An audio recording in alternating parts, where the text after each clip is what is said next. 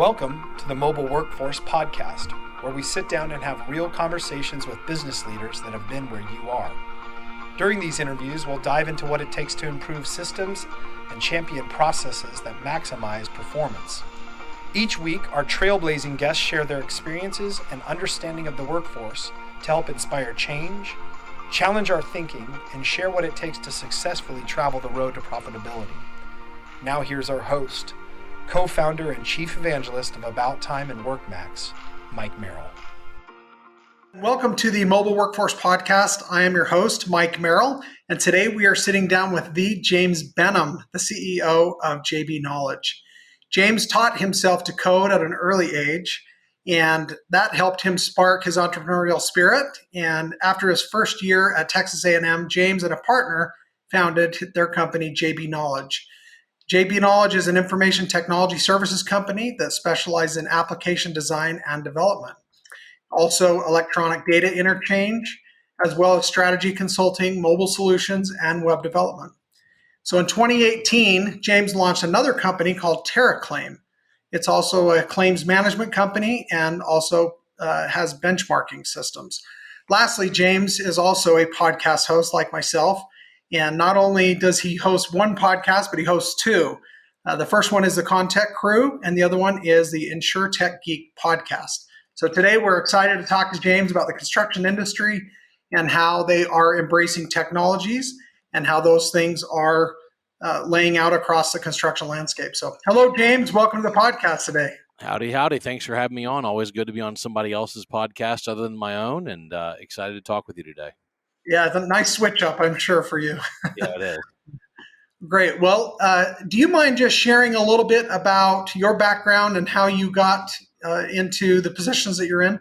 Sure, yeah. So I was born and raised in Baton Rouge, Louisiana. I went to a high school for engineers, and so it was like if you're old enough to remember the TV series Fame, it was like Fame for nerds, and so we built a lot of software in high school, and then I went to Texas A&M, just an absolutely awesome, amazing university in College Station, Texas. And they taught me about business and accounting and got my master's in business there. And then did a couple of internships with a big five consulting firm and decided that wasn't my path. And so when I was back in college, I decided to start this company, JBKnowledge, with my dad and one of my high school classmates who was an exchange student from Argentina named Sebastian Costa. And so for 20 years, we've been building software for construction companies and insurance companies. We built a big product called SmartBid. SmartBid ended up being a pretty dominant industry player in invitation to bid. We had about a third of all projects flowing through it at one point. Sold it 3 years ago to iSquarefoot Construct Connect. Kept JBKnowledge, kept all my engineers, and we built a product for certificate of insurance tracking, which is a big problem at GCs, and built a product for insurance claims management, which is a problem for larger organizations that self-insure. And then we kept doing construction technology consulting. So that's kind of the path, you know.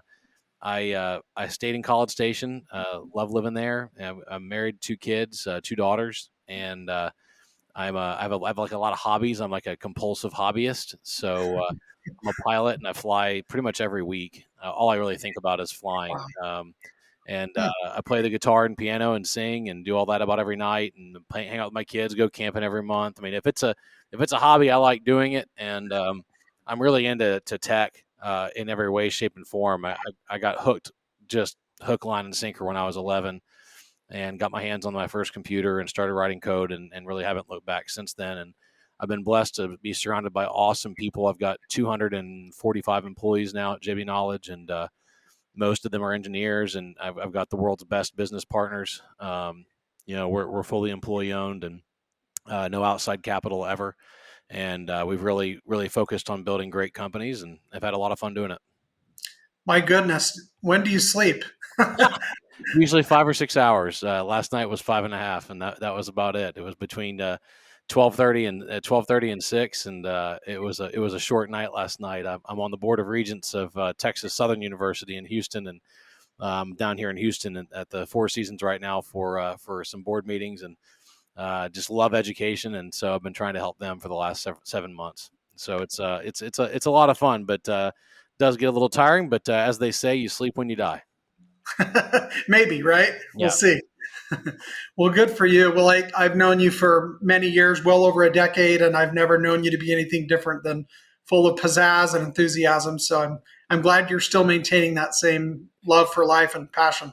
Got to, man. Life's short and then you die. I mean, it's a. I joke that I have a carpe diem complex. My wife says I have FOMO, fear of missing out, and so I like to go get it done and have fun doing it. And the world's full of opportunities on where you can spend your time. I try and spend it on areas I think are fun. Construction's one of those areas because it's just so rewarding. People are so amazing. Technology can have such a huge impact on safety and health and productivity and profitability that it's proven to be a worthwhile journey for the last 17 out of the 20 years that I've been really focused in a specific industry vertical. So it's been a lot of fun. Yeah, I love it. And I know within the space, obviously I've been in this space a long time. I was a contractor before, but everybody knows James Benham as Mr. Tech for Construction.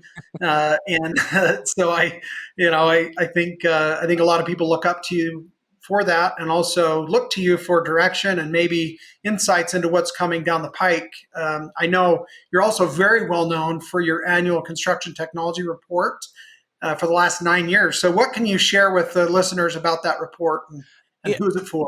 Yeah, we started it 9 years ago because there was really no definitive work. There wasn't a really good work from Gartner or somebody else that would usually produce industry research that we thought was good enough for the specificity of what our clients were looking for. Now again, we're kind of a weird bird as a software company because we have a media group that does the ConTech Roadshow, which we do 6 of those a year, and then we have the 2 podcasts, and then we have our report. That's our media group, and then we have then we've got our development group, which is huge here. It's it's a couple hundred people, and then we've got our product group, and it's been really interesting when we started it because our consulting group was really trying to answer these questions like what are contractors using, Mhm. what are they doing, how's adoption, and it was really interesting because this is about field to see Mhm. through the last 9 years the explosion of mobile tech and the number of apps we had to cover, the number of mobile devices, mobile device utilization. So the real objective with the report was to give a free report out there that people could download and read and first understand market share, understand what tech they should look at, what apps are popular. And mind you, we survey thousands of companies. So it's not, Yeah. you see a lot of surveys and market research that are like 100 companies responding. I mean, Right. our average is 2 to 3,000 every year that respond, and so it's a big enough market set that that it helps people make spending decisions. We also really dive because I have a degree in accounting and spend a lot of time looking at money. Like looking at how's money being utilized. We talk about the percentage of revenue that's spent on IT because it's a really low number in construction, and that's one of the big things that's holding us back. You got to invest before you get return. It's almost Right. so that's part of, to answer your question, what the report's about. We're trying to get people to get off of center and really recognize that technology is an investment, not an expense. They'll get their money back. They can become more profitable, and then help them identify which tools they should start with that are pretty easy to implement, that all their peers are implementing, that are delivering return for their peers. Yeah, I love how you said, it's about the money. I think one of the things that I always come away with is that there's an X factor on those dollars. This is sacred money. It's new money. It's different money than just raising your price. I mean, you're able to leverage that multiple times and grow it rapidly when you have an ROI on a technology investment. Yeah, absolutely. Yeah, I mean, technology in general should all have some return allocated to it. Otherwise, there's no point in buying it. Right. Right. Like, why would you do it? I mean, Right. there's no, in business, there's no cool factor. There's no points assigned for style, really. I mean, Right. Right. there's one scorecard in business, and it is how much cash does the business generate, right? That's it. That is the comp. And by the way, it's not gross revenue. Right. A lot of contractors get like fixated on gross revenue in their building Mhm. volume. I'm like, that is, it's a nice to have, but it really doesn't indicate how good of a business you are. What indicates how good of a business you are is how much cash at the end of the year do you generate every year from your activities that you can then use either for your own personal enjoyment or further investment, right? Like one of those two. But that's the whole point of a business. I mean, this is capitalism, right? We're not talking about Capunism, which is this weird hybrid, communism capitalism thing goes on in China. We're talking about capitalism, and we're here to drive profit and margin and wages, because the beautiful thing is more profitable companies tend to pay more money to their employees too, and bigger bonuses. So I mean, everybody wins, right? Everybody wins when you have profitable businesses, and low profit businesses have a harder time paying wages and paying bonuses and doing things. So there's a combination there that you got to be really aware of. Yeah, I love that. So from the 2021 report, is there anything that is glaringly obvious that you come away with? I'd say, well, one of the glaringly obvious things is that spending is really not materially moving north, and I would like to see it moving north faster. So that's probably a disappointing side of things, that spending just isn't budging off of center, right? Secondly, we are continuing to see a big push into mobility. That wave is not a fad. It didn't die off, right? I mean, you're seeing, but we are seeing a desire from contractors to start consolidating some of their mobile solutions. So maybe instead of using 10, they want to use 5. So you're seeing some consolidation. Of course, you're seeing consolidation in general in the marketplace. Yeah. But you see that too. But when you look at it, they have a desire to consolidate, but really the number of mobile apps that each company uses is still pretty high, right? They're using 5, 6, 7 mobile apps per company. So that's still been pretty popular. The popularity of mobile devices in general and of connecting the field. And I call it the difference between going paperless and going digital. 9 years ago, we had a lot of companies that were responding to the survey that were trying to go paperless. So they were really just creating scanning workflows that allowed for their field staff and office staff to keep using paper, but then scan it in and then route that digital representation of the document, which is, it's a poor substitute for truly going digital. Right? Going digital means you're going to originate digitally, you're going to log the data digitally, you're going to route and workflow that data digitally. It's never going to get turned into an image. Anytime you're routing an image, that's paperless, and it's really a 90s solution to a 2021 problem. So that's certainly something else that we saw from the report. Yeah, it's half a step better, but it's certainly not the be all end all what you want. It's better than routing physical paper. Okay, it is, but there's still a whole bunch of mistakes that happen on the rekeying. There's mistakes that happen on OCRing or scanning or routing. There's a lot of room for error, and that's the real problem. And you can't capture all the context you can with digital origination. So we're trying to get people moved into originating data digitally, right? Take the photo with your phone, fill out some data, auto tag it, add GPS locations, put it into structured or unstructured data that can be structured later. I mean, there's a real goal there. And it's ideally to do away with paper forms, paper plans, paper specs. I mean, those are really problematic. I mean, this industry has thrived on unstructured data, and it would be nice to structure more of the data, right? Because then we can more easily do things with it, like make better decisions, be more profitable. Yeah, I think it's fascinating. You mentioned 5 to 7 apps. It's ironic because we did a survey report a year ago also, and that was the exact number. It was between 5 and 7 apps is the average number the companies are used to collect job site data. So you're spot on with our findings as well. Yeah, so. yeah, and some are okay with it. I mean, hell, I use I use a lot of apps. Okay? Yeah, I mean, you look at my phone and you're going, "Oh God, Benham, how do you track that many apps?" I mean, I've got I don't know, a couple hundred on here, right? But the reality is, I love tying things into my phone. I mean, I really do. I just got a new washing machine from Maytag. All right, damn thing's got an app, and I never thought I'd love it, but Mike, I love the damn thing. It's amazing. Really? Yeah, it's awesome because I can load clothes in there, like if you like workout clothes and that kind of stuff, but you don't want them. You want them washed the next day, so not sitting in there getting moldy. Or so I can schedule when I can load them in and go on my phone and schedule when it starts. And then the really cool thing is that there's a push notification between when they're done. I mean, I think it's important as nerds and as technologists that in our personal lives we really try to go digital, because it gives us a lot of ideas about what's possible in the work world. And that phrase is kind of consumerization of IT, right? We ideally, people, and this is happening a lot more, right? People are so digital in their personal lives. They step into work and they're going, my gosh, I'm sticking back 15 years. I mean, Mike, I drive a self-driving Cadillac, right? Like my car drives me to Houston. So why is my construction equipment still requiring manual input? I mean, Right. and it's affordable now. You can get a Tesla Model 3 really reasonably with great autopilot feature functionality. So why is it so cheap to get that level of automation on a personal level and so accessible, and it's not in a business environment? And that's what a lot of the students that I've taught over the last 5 years are saying is that, hey man, I'm using all these digital tools, and I go to the workforce and it's like time warp 10 years ago. And Step back to the 80s. yeah, it's just it's not cool, and they're not liking it, and that's where they're trying to push change. Yeah, you bring up a great point. The rising generation they're in college right now and in high school. I mean, my junior high daughter just finishing up ninth grade. I mean, she's been doing online learning, and with COVID and everything else, of course, everything was digital, right? They've had school issued tablets for years now. So yeah, if you try and hand a new employee just fresh out of college or even high school a piece of paper, they're not even going to know what to do with it, right?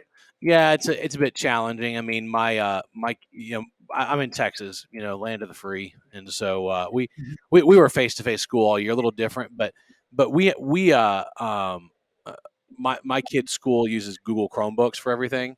And Right. so they had to have a Chromebook. They use Google Classroom. Everything's digital. I can log in and check the assignments. I mean, total game changer. And then you step into your average company. It's like, man, where's all this centralization at, right? So it's something we got to be aware of, right? And you can't just say, I hate the thing where people are like, well, thank God I'm retiring. I don't have to deal with this. I mean, what a terrible way to approach that, right? I mean, you really got to. I think it's helpful to embrace change, not for the sake of change, but for the sake of results and productivity and profitability. The examples are aplenty. Yeah. So you're actually, this is your 20th year, right, at JB Knowledge. Is that right? Just turned 20, April 16th this year. 20 years ago, I drove from my dorm room in my 1995 Ford Mustang to the Brazos County Courthouse and filed the paperwork. And it's we've managed to survive 9/11 and the 08 economic crisis and COVID and all this other garbage that easily put a lot of the gray hair on my head that I've got, and it's been quite a ride. But we just turned 20 as a company, and of course our products, Smart Compliance and TerraClaim, are a little younger than that. But yeah, it's been a fun 20 years. Yeah. So in that, I mean, you mentioned mobility. That's the obvious one. But what else has changed in ConTech in those last 2 decades for you from your seat? Yeah, mobility, huge. I remember the first laptop I got was a year into business. The first year I just had a desktop computer, right? Mm-hmm. Then we got into laptops. In general, I got into construction tech, and I think I said 17 years. It was 15 years ago. I got into insurance 17 years ago. 2006, I jumped into construct tech with Smart Bid and the bidding system, and I saw a boatload of paper. I mean, just reams and reams and reams of paper being used. A whole bunch of printing and shipping plan files, which is just dead now. So that completely went away, right? Which was good. I mean, it was like $1 billion revenue line for UPS and FedEx to print and ship plan files. I mean, it was crazy. Just think about all that waste. It's just waste. Don't feel sorry for FedEx and UPS. They're doing great. Online e-commerce has done wonderful things. They don't need to print and ship plant files for us. So certainly the disappearance from a lot of not everybody, but from a lot of people's job sites, the majority of their papers, they still use some, but not nearly as much. The advent of smartphones, right? So 2007 was when the iPhone came out, and it really wasn't the first smartphone. Don't forget about that. Like I had a Palm Pilot back in the day, and then the early stages of Android, but Apple was the first one to really nail it down and get it really right and get everybody really excited and market and sell the hell out of it. That changed. That was the year after I started SmartBid, and so we were I want to say we were one of the first 3 construction apps in the App Store, but I don't really know if that's true. I know that we were like number 1 on the list at one point of construction apps with SmartBid. And you think about it, it was for estimators. They really didn't have to have a mobile app because they were largely at their desk. And so you've seen mobile apps become a big deal. Automation has completely changed construction.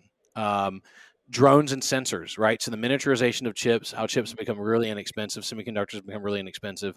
sensors and data are really pervasive. And then 4G and then now 5G has had a massive impact on construction because now we can actually get real bandwidth to the job site fairly easily, which has a sea change of an impact on construction because now you're able to pull off a whole lot more tech, like beyond line of sight drones. Well, drones in general, like half of people we survey have drones.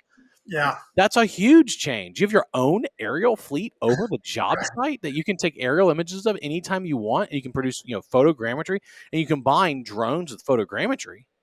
And that's a huge change as well, right? Because they're able to measure and count and do all kinds of other existing condition assessments.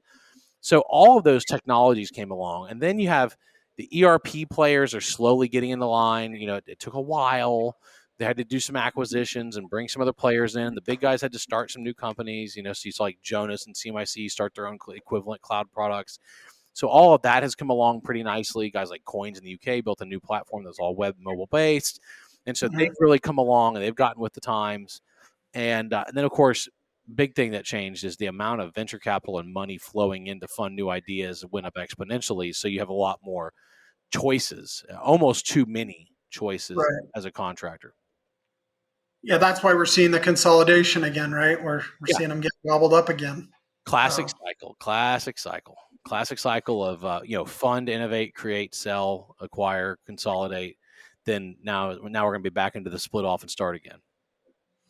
So that's exciting. The drone thing is something else I've noticed too. And I remember it's been about 10 years ago. I was in a insurance claims adjuster's office, a big company, and they had developed, and it was like top secret. They had this miniature helicopter. I mean, I think they spent like $30,000 building this thing. It had like a weed eater engine on it or something. I mean, it was nuts. And it was top secret, right? To get something that could actually hover above a roof and take measurements. But it's amazing that you can order it on Amazon and have one tomorrow if you're, a 10-employee roofer in Chicago. Yeah. And it sounds like from your survey that half of the companies have invested in those. So that's a huge roughly change. Yeah, half of the ones that we survey have invested in some type of drone. Now, many of them are underutilizing it. They're not using enough apps. They're using like the base factory apps for drones. And thankfully, DJI, who of course dominates the drone space for construction, has really got on the ball with their factory applications. But still, my personal favorite is Drone Deploy. I mean, there's a lot of really good construction drone apps out there that make a big difference. So you mentioned, there are companies that are jumping on board, a lot of the larger ones, a lot of the ones that you've surveyed. What is the hesitancy behind the ones that still aren't jumping on board yet? They just don't see it. I mean, when it comes down to it, and I have conversations with them, they just don't. They think that the return numbers, the ROI is fictional. They're skeptical about the ROI. They're carrying a lot of risk already, and there's already so many things that could go wrong on a job site. And I respect this. It's hard to be a contractor. There's a lot of ways to lose money, right? I mean, being a contractor is like playing a game of 1,001 ways to go bankrupt. I mean, it's challenging.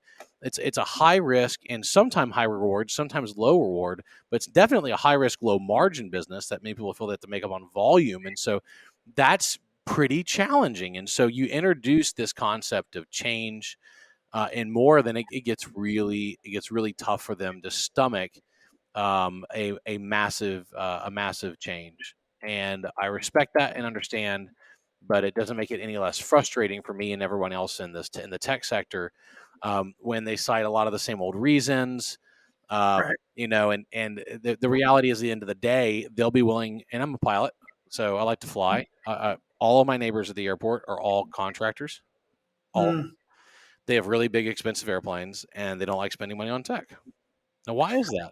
They're willing to drop $3 million on a new King Air, which has marginal incremental value to their productivity. And they'll say it has a ton of incremental value, and it has value, but not for the dollars they have to burn to run it, operate it, buy it, acquire it, etc.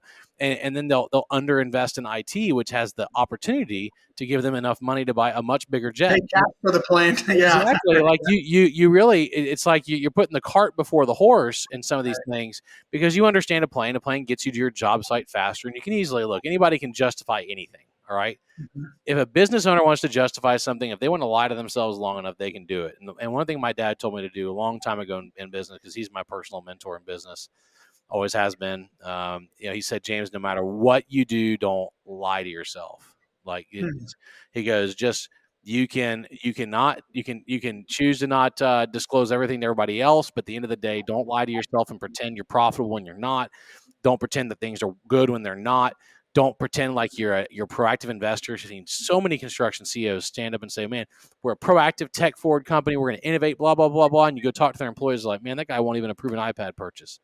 And Right. it's, and it's because, and then they say they really, some of the more dangerous ones will make really snide comments about, IT guys. And so what they do is they denigrate the IT department, and it's kind of like classic jock behavior. Look at the nerd over there.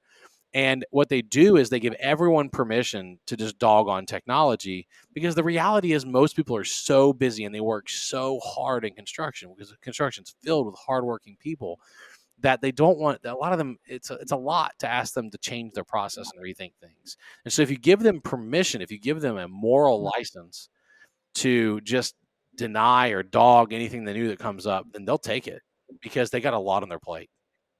And Which is really just shooting themselves in the foot, right? absolutely. And look, why do our margins suck? We're the bottom. We're the Right. bottom. We're also the industry that has improved productivity the least of all industries, and we're at the bottom of margin. And so, why? Well, isn't it obvious? Isn't it obvious? There are other high risk industries that make far larger margins because they've invested heavily in technology, people, and process, and they've gotten the results. It's tough because I always want to balance and walk the line of respecting the road contractors have to walk and respecting the risk they have to take. And look, the desire to not change is very strong in many. Like, the force is strong with you, Luke. Like I'm only watching The Mandalorian, which I love, and I'm not a Star Wars guy. I'm a Star Trek guy, but Mandalorian is amazing. It's And pretty good. and the force is good with some, the force is strong with some, and it's not with others. You're in the same position that I am, where you're, technology driven, technology facing, you're trying to help. Yep. And it's exhausting trying to convince some of these same companies. I mean, like you, I can think of a dozen huge companies that we've been talking to for over a decade that are still in their own way on some of these things. And it doesn't make any sense at all to me. Well, it doesn't make sense when their peers have made so much more money than them. Right. Yeah. And have reduced their risk profile so much, because there's two sides of the coin. It's becoming more productive and also becoming safer and less risky, which that's a big part of contractor losses is insurance and risk management claims. And so it's two sides of the coin. And so my hope has been for them to catch it and understand that they have to invest to get return. They have to take risk, get reward. They've got to invest in technology and people and process, and adopt, learn to experiment, but of course, walking the line with not experimenting too much, because burn your people, right? It's always a balancing act. And so I don't want to paint it with just gross generalizations, because every and we do a lot of consulting with construction companies, and every single company is kind of a different grab bag, and so you just also got to respect that too. Yeah, I think the fear of change seems to be the largest thing that we run into, and we say it all the time, and we can back it up with statistics. We rarely lose to a competitive solution. It's usually no decision or delayed decision, or we're going to get to it later. Something else became a priority. Yeah, absolutely. So you've talked many times about the 3 B's of construction. What can you share about those, and how do they relate to ConTech solutions? Big data is really exciting. The insurance sector, which is the other half of my business that I spend a lot of time on, as InsureTech, they are really learning how to leverage big data in a massive, profitable way, because they're using big data for automating underwriting and claims handling decisions, for dramatically reducing the amount of forms they ask people to fill out, because they can automatically populate the data on properties and people and equipment, and because they're using public records, and they're using data aggregation repositories. I mean, it's really impressive what is going on in InsureTech. we got to take a big lesson from them because we require way too much manual entry of stuff. I'm going to give you an itty bitty weedy little tiny example. All right, just Okay. one tiny example is address. How small? It's itty bitty, microscopic. Okay. It's just addresses, right? So back in the day, which was like a Wednesday, you just type a whole address in. Okay, it takes you, let's say it takes you 30 seconds to really fully type a whole address in because getting in Right. street number, street name, and then if you're in Utah, then Right. Lord help you figuring out how that addressing system works, right? So I still can't figure out how streets are addressed in Salt Lake City. I'm told it's very logical, but I still haven't figured it out. But you still It's got a grid system. it's a grid system, but New York's grid system is easier for me than Utah's grid system. So I'm just going to say that. All right. So then you got the you got to figure, you type the whole address out, city, state, zip, country, county. All right, then we end up with these zip code databases. So you type in the zip code, auto populates city, state, zip. Now, because we have ridiculously good mapping data, I mean ridiculously good, right? Like amazing how good our mapping systems are. You can use the Google Maps API and you just start typing the first part of the address, and then it auto completes. It cuts a 30-second transaction down to about 5. Yep. And that's a wonderful example of how much you can leverage big data, and that's just the little thin tiny little sliver off the top. Then when you're talking about property data, let's say you're keying in data on a property and you want to know all the details about that property, what's near that property.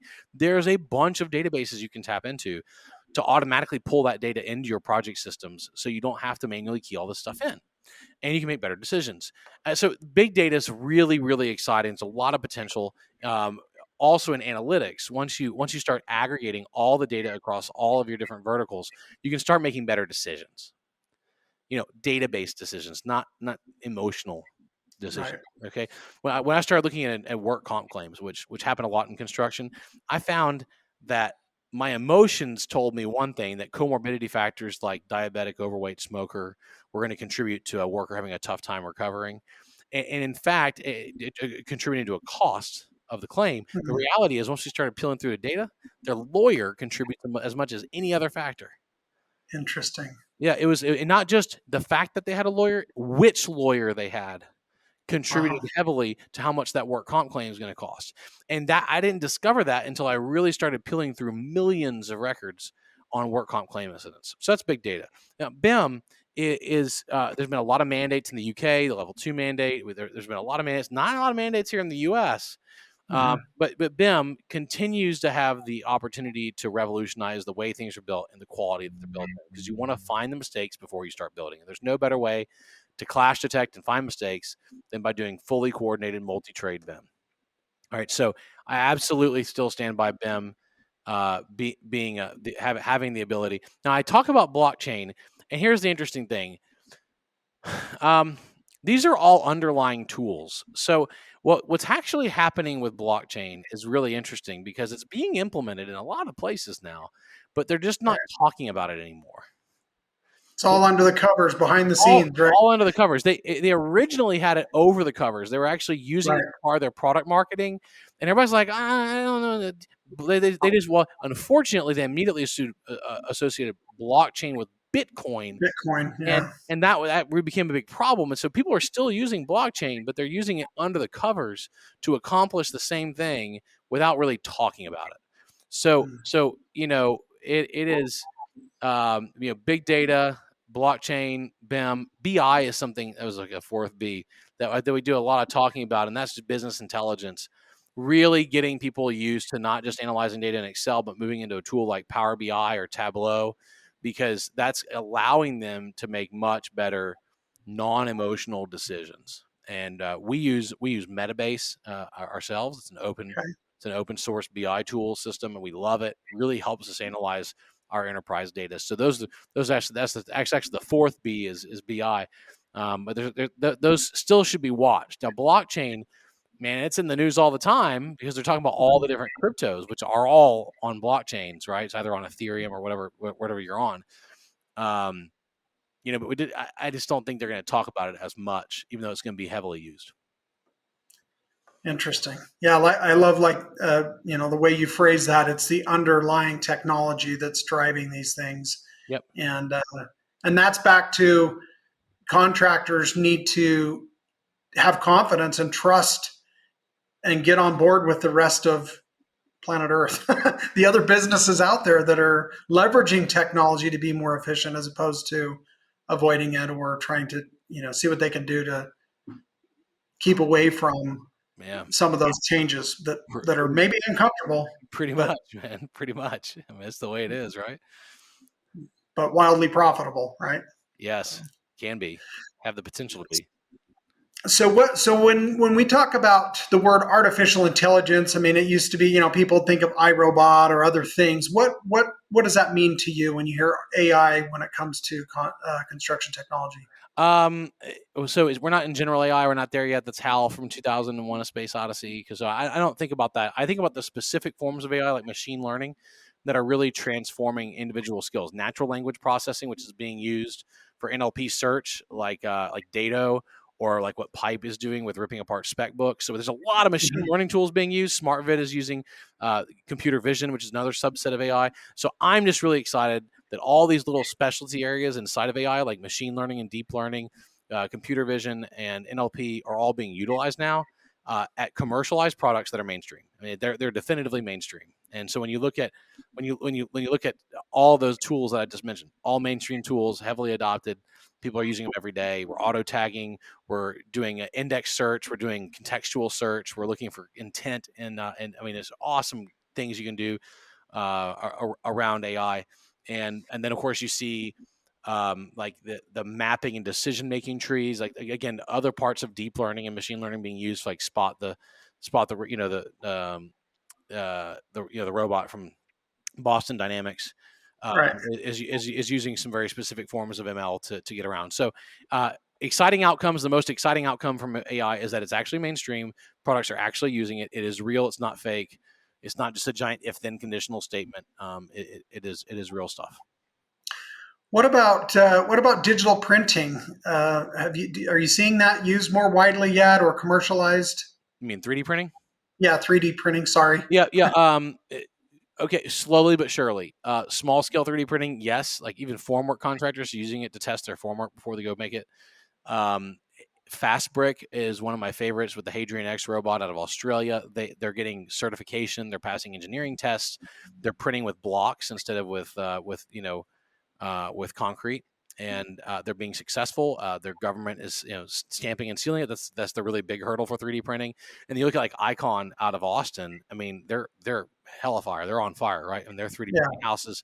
So 3D printing is real. Dubai said like 25% of their buildings in the next like 4 years are going to have to be 3D printed. I mean, they're laying out like super aggressive 3D printing targets, and then Apis Core did a big 3D printing project in Russia in the middle of winter under a tent. I mean, some crazy stuff is happening with 3D printing. Most important thing in 3D printing is that government bodies are starting to approve it for people to actually live in it, which was the major step, because we started seeing 3D printing of houses out of China like 8, 9, 10 years ago. Right. But you're finally starting to see countries that have really tight building standards say, hey, this works. People can live in it. Yeah, they're efficient and they're now safe. They're deemed safe. Deemed safe. Yeah, we'll see. We'll see how that all works out. Well, lots of great things. Obviously, you're a great advocate for construction and technology and the adoption of opportunity. Is there anything else that we haven't covered that you think is important for people to hear and understand about construction technology and the impacts that can have No, on their business? I'll just leave you with this. Just enjoy the ride and geek out. Become a tinkerer.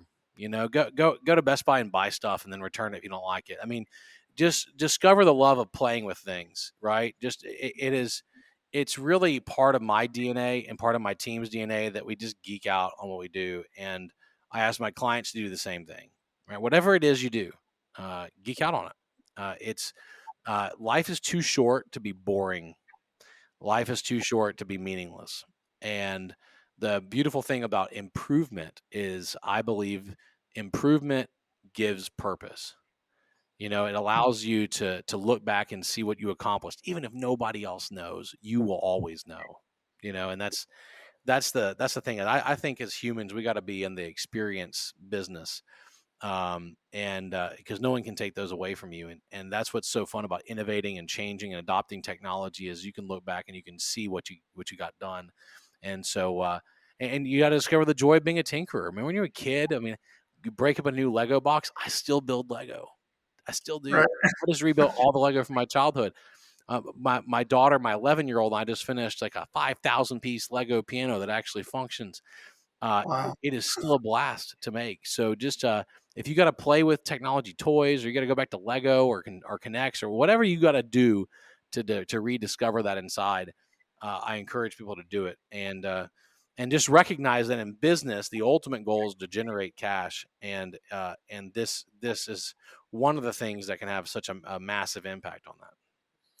I love that. So more on a personal level, James, what is one of your superpowers or your strengths that you feel like you really can lean on, helps drive you? Um, I'm fairly quick at figuring things out, and that has served me well as a consultant. It's served me well as a software developer. I can generally step in and figure things out pretty quickly, and I'm a fairly quick learner. Now that's also because I just never stop learning. It's one of the reasons I love being a regent at Texas Southern, because I can help people learn. I love teaching. I love learning. Um, I I really enjoy the process of educating, and I think great companies are great teaching companies too. And so I think that's probably one of the things that I've been better at over the last 20 years. That's really helped me with my team, and has helped me to enjoy the day more and help my people to upgrade more. So I think that's been a lot of fun. I really enjoy teaching, really enjoy leading our folks, and I really enjoy trying to get people excited, because motivation is this funny thing. It's sometimes it's hard to come across, and sometimes it's easy to lose. And anytime you can motivate a group, you can. No, that's what leadership is. Leadership is motivating ordinary people to do extraordinary things. And it's an important part of life and business. So I think that's probably one of the things I'm better at. Yeah, I love that.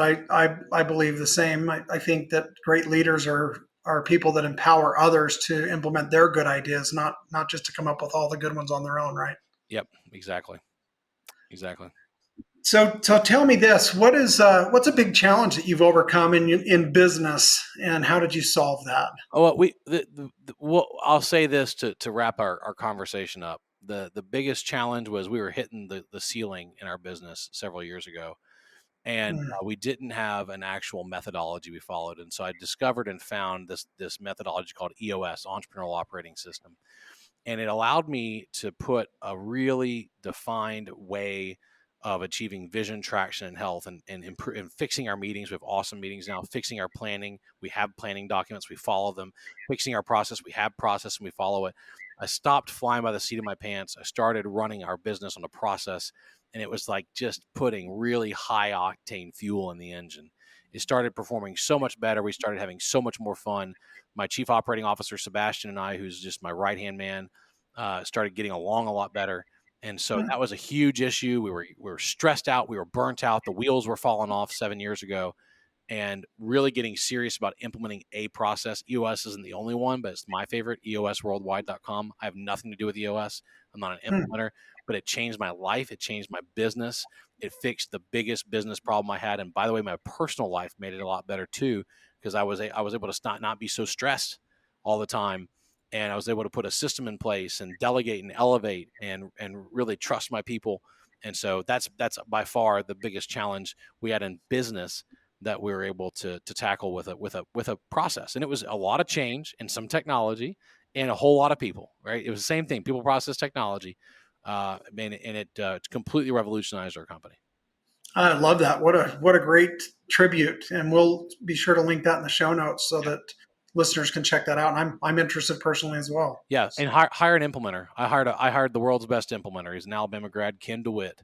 But hmm, there's over 250 implementers of EOS now. Hire one, pay them the money. It's worth every penny you pay them. We made the money back tenfold. It was well worth it.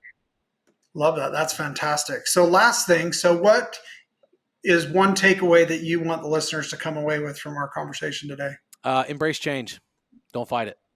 Don't embrace change for the sake of change, but embrace change for what it is, the potential to dramatically improve your life and your business. Well said.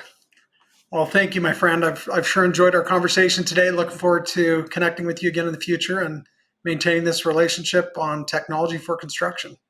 Thanks, Mike. Appreciate you. Appreciate your business, and let's go geek out. Okay. Sounds good. Okay. Thanks. Thank you to the listeners today for listening to the podcast with James and I. If you enjoyed our conversation and we're able to gain some insights and some things that you can implement in your business, please share this episode with your friends and colleagues. We also love those 5-star rating and reviews. Of course, those help us to continue to bring valuable guests like James on. Our goal is not only to help you improve in business, but in life.